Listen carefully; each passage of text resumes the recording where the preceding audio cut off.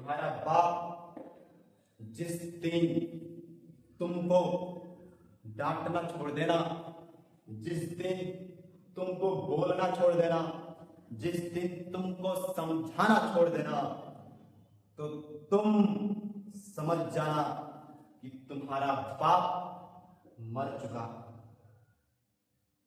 तुम्हारा बाप मर गया। क्योंकि तुम्हारे बाप के डांटने में ही, तुम्हारे बाप के समझाने में ही, तुम्हारे बाप के बोलने में ही तुम्हारे प्रति प्रेम बहता है। बाप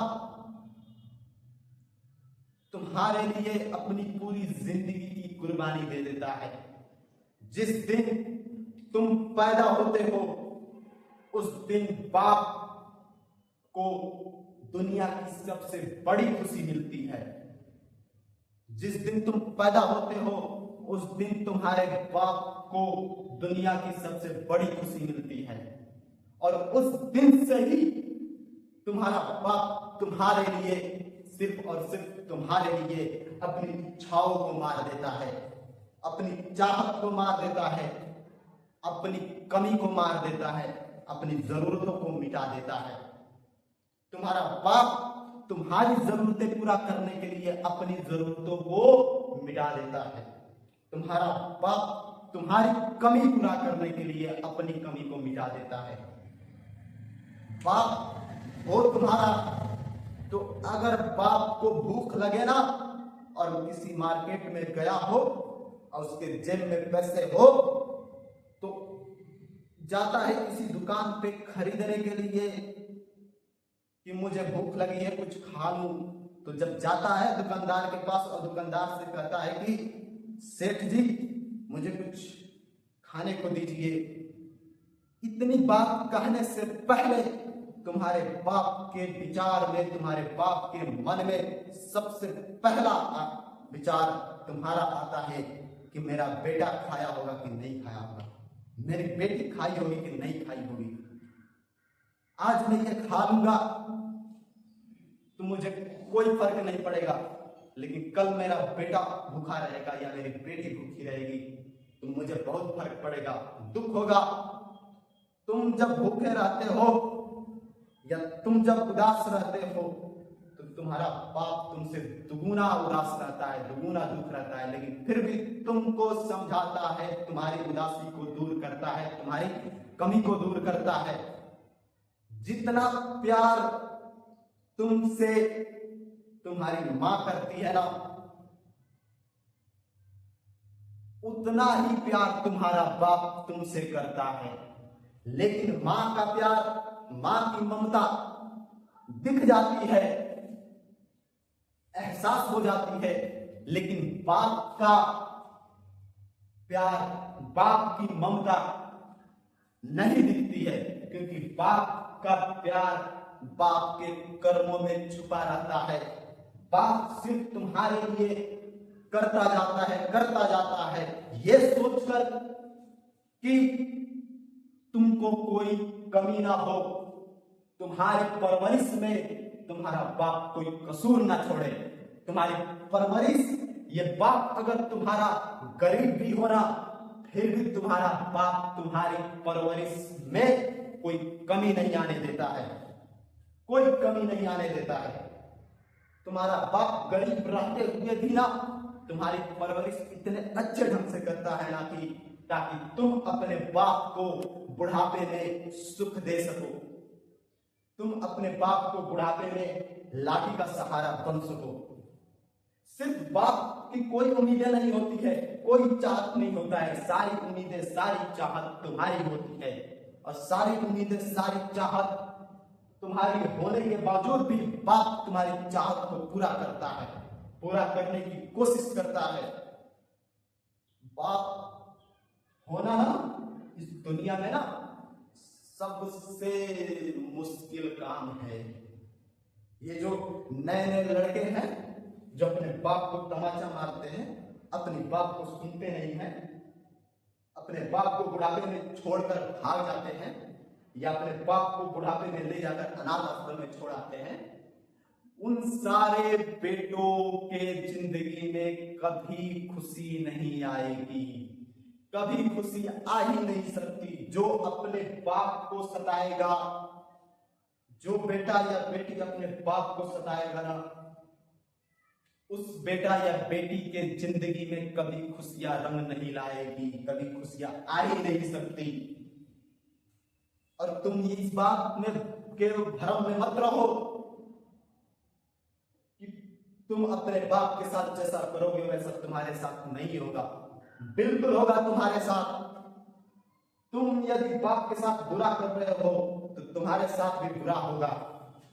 तुम्हारा जो बेटा होगा वो तुम्हारे साथ बुरा करेगा, और ये निश्चित है, क्योंकि कहते हैं जो बोओगे वो काटोगे। अगर तुम अपने बाप के साथ बुरा कर रहे हो तो तुम बुरी फसल बो रहे हो, और जब तुम बुरी फसल बो रहे हो तो बुरी फसल को काटेगा कौन? तुम ही काटोगे, तुम ही काटोगे बुरी फसल को। तो तुम अगर अपने बाप के साथ बुरा कर रहे हो तो तुम्हारे साथ भी बुरा होगा।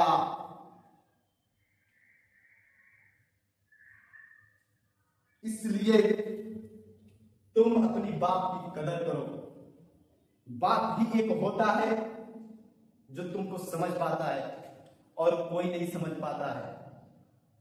बाप दुनिया में ना जितना प्यार करता है ना, उतना प्यार तुम्हारी गर्लफ्रेंड या तुम्हारी बीवी नहीं करती।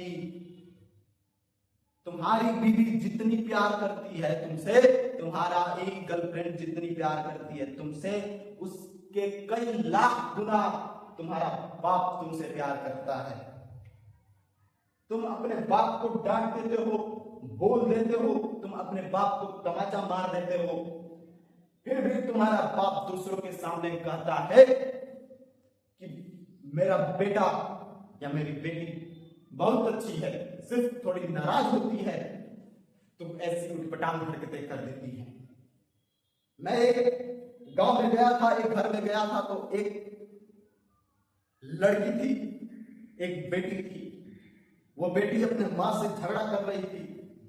माँ से झगड़ा करते करते उस बेटी ने एक ईंट उठाकर माँ के सर पे मार डाला। माँ का सर फट गया। फिर भी माँ अपने सर को दाब भी, खून को रोका, और दूसरे कोई आए पूछे कि, और दूसरे कोई उस माँ से कहे कि तुम्हारी बेटी नालायक है, निकम्मा है, फिर भी माँ के लबों से ये ना निकला कि वो कह दे कि मेरी बेटी निकम्मा है। फिर भी वो माँ कह रही है कि मेरी बेटी अच्छी है। बशर्ते गुस्सा होती है, नाराज होती है तो ऐसी हरकतें कर देती है। तुम अपने बाप को, तुम अपनी माँ को नहीं समझते हो, तुम अपनी माँ को नहीं समझते हो। तुम जिस दिन अपने बाप को, अपनी माँ को समझना शुरू कर दिए ना, उस दिन तुम्हारे जिंदगी में कठिनाइयां आना बंद हो जाएगी। ये मैं दावा के साथ कर रहा हूं, मैं ये खुदा की कसम खाकर कह रहा हूं कि जिस दिन बेटा या बेटी अपने माँ बाप को समझना शुरू कर दे, अपने माँ बाप को कदर करना शुरू कर दे, उस दिन उस बेटा या बेटी के जिंदगी में कठिनाइयां आना बंद हो जाएगी।